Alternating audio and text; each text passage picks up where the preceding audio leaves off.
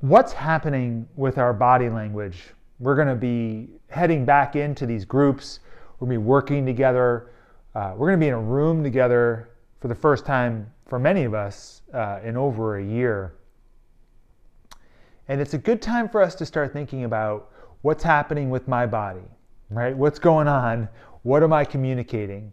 And we've gotten some bad habits now on Zoom and on video that I want to just point out. So one thing I've noticed is a lot of arms crossing, a lot of arm crossing. And what's wrong with arm crossing?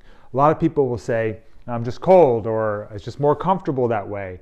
But I want you to understand that when we cross our arms, it's much harder to hear what the other person is saying. There's this study that was done where they did over 1,500 students where they had some of them cross their arms and some of them not cross their arms, and they had them listening to a lecture, and the people who crossed their arms retained like 40% less of the lecture than the people who were uncrossed.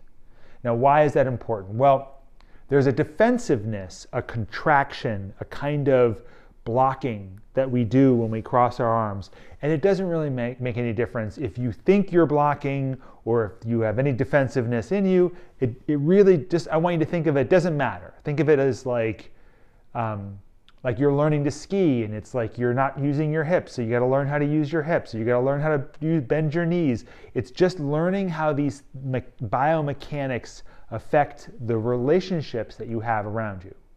So if you find yourself crossing your arms in a conversation, notice what's happening in the conversation and see if you can uncross your arms. Now, what I like to do is I like to uncross my arms and I like to open my palms up just a little bit and just see what happens. Because what you might find is that something in the conversation, you may hear something different or something may shift. But what I want you to pay attention to, most importantly, is what shifts in you.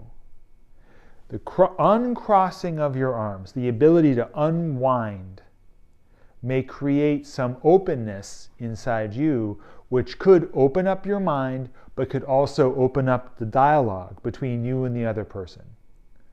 So if you find yourself crossing your arms in conversation, even if it's just casual conversation with friends, see what happens when you open up. See if it changes the dynamic of the conversation itself, something with the relationship. See if it changes how you think, and see if you notice any kind of a reaction internally. And we can talk more about that next time.